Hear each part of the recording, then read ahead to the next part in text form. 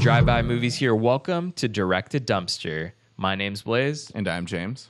If you haven't tuned in to Direct to Dumpster yet, guess what? You're in store for a ton of fun. This week, we're talking Vicious Lips. In this show, we kind of dissect a maybe more forgotten about older film and let you know if you should visit it or just leave it in the dumpster and let it rot. For the most part of this show, if you're unfamiliar, we've watched some real trash movies, some trash that we recommend to get out of that dumpster and out of your collection. But this is the first movie we watched, I'd say, that is very fucking well done, though. See, that's the thing. For me, I felt like this movie, it is an MGM movie. Yeah. This is Albert Pyun, who did the famous film Cyborg with Jean-Claude Van Damme, a lot of Jean-Claude Van Damme movies. He is like a known director. He's kind of disappeared off the face of the earth doing like these bigger budget films. What he used to make like more bigger budget movies, canon films. Yeah. This one probably an earlier from his career. And I do think that the budget's there. The production design's actually really good. The first maybe 40 minutes until they get to a location change. And that's when I think you could see the money being saved. Yeah. You could see the money being saved. And the story definitely lacked like in that whole desert kind of sequence. When I say also well made, I meant like professional. So it looked like there was a budget behind a lot of the stuff. Yeah. This isn't shot on VHS or 16 millimeters. Which we expected, though. Yeah.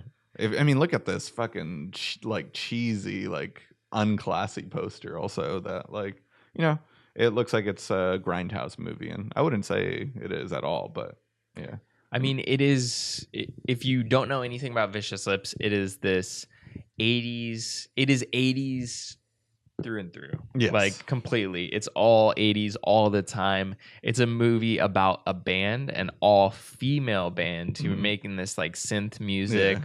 With vocals, very Dream On kind of esque, and they basically it's in the future. It's set in the future. I think the exact year was 80.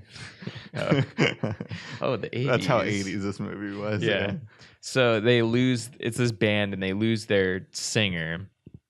Then they go to their managers, like this sleazeball manager, goes to a talent show at a high school. 12 or something too.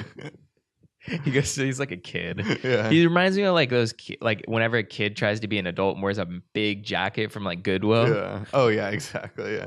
And definitely show like a side-by-side comparison of him and Squints. I feel like even though this movie was made way before The Sandlot, like he looks like an adult version of Squints. Squints all grown up. It's his dad. So yeah, basically this manager goes to this high school talent show, recruits just the first person to sing, the first person for him to witness singing.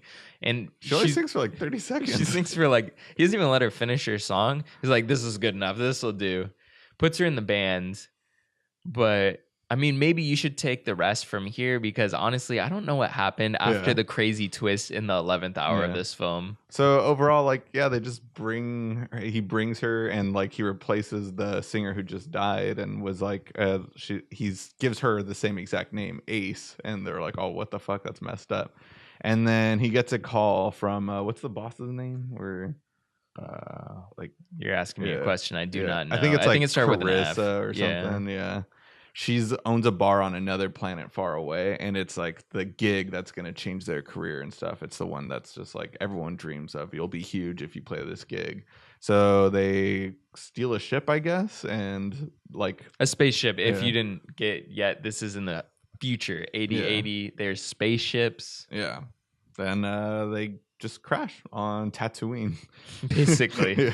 And then the rest of the film's like in this kind of desert location, but there's a weird sex scene in the middle of it. Yeah, and little did they know that they had a stowaway on their ship, that they had stolen the ships, and there was a guy that was already on there who was being transferred to like a prison who was murdered 5,000 people, specifically women. They want you to know. I mean, I also with that, like that's where it kind of turns into a horror film. But I mean, overall, it is a sci-fi movie. But I don't know what this movie was trying to be. Though, is it a horror, comedy, a musical? Also, at the some genre points? Is like almost too much. Yeah, like I did like a lot of elements of the film, and I wish it kind of didn't try to become like a horror, like a science fiction action movie, because it didn't do those things well. Yeah. Honestly, just like the music scenes, like if Yeah. they were just playing clubs, I would have been more into it, to be honest. I wanted to see more of the band drama, because actually some of the band drama is where like things kind of make more sense, and you're like, all right, there's some character development going on here, but then doesn't really lead to anything, because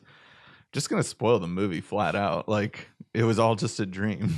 And that's kind of where I was lost, is this, twist of like the whole movie was a dream. I mean, it didn't come totally out of nowhere, because there's this guy in the background of the opening scene who does look like a strange alien, and then the stowaway looks exactly like that guy. Yeah. And when they do the twist to, oh, everything was a dream, that guy morphs into the guy you see in the beginning of the movie. Which made sense. I like just saw him as like I don't know what was he, like a alien essentially, like a species. Like an alien. I mean, out of nowhere you also see some Jim Henson shit at the end of the movie too. What the fuck? An was that thing? An anteater that's like the announcer or host of like this club. Yeah.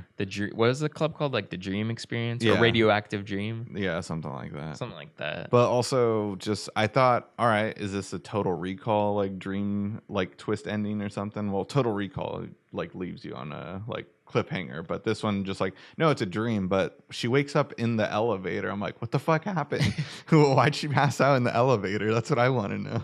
How'd you get there though to begin with? Where, like, this place, isn't it supposed to be super far, like in the galaxy? Yeah. So they did. I guess they just never crashed, or maybe they did. And I don't know if they just ran out of money filming the movie or something. Like, it's very confusing. Yeah. And to the film's detriment. Like, I was on board for the first 20 minutes, and then I slowly was just like, what's going on with this movie? Like, I don't know why, like where the plot is, why we're here. There's some weird nothing's editing happening. techniques. The story wasn't there in the middle. And then at the end, they're like, everything's a dream. They actually made it to the Radioactive Dream Club that they were planning on playing at, and this is going to be their big break. Right. And then the credits just roll after they're like in the middle of their song that they're playing. Like, we don't even know if they made it. Yeah. Isn't as the viewer, aren't we supposed to care about them as like, I feel are like they going to make it or not? She was just poached Yeah. from a high school talent show. Well, yeah, we don't know if they make it because they only make 60% of their profits. The band manager gets 40%. So that's a huge percentage, but this is the year 80/80. Yeah. And music profits, Yeah. I don't know if they're rising. Well, I mean, I assume they make it though, because the Carissa or whatever. I might keep saying the wrong name. Oh, just this keep whole saying time, the wrong but name, it's fine. Carissa's her name, but I remember she says to the manager, rename that, like, her. you're gonna like this is gonna be huge and stuff, and he's just like, oh, I know, like I'll do all the talking. And I'm like, okay, douche, yeah. I think my favorite thing though is like when they play shows and there's no one there watching, and they don't shy away from showing that there's no one there watching. Yeah. Like, the manager will walk through where the crowd is supposed to be standing to the band that's on stage. That's a good point. And there's no one. There's no one. He's like walking through where a crowd would technically be. Right. I was like, oh, they really didn't have to show that. He could have just come from backstage. Exactly. I think that's probably my favorite scene in the film. And I mean, when it comes to this movie, I don't think you're missing out much. I don't think it's horrible, but there was just a lot of story and narrative choices that were so unnecessary that actually made most of the film end up being bad when you finish it. You're like, that kind of sucked.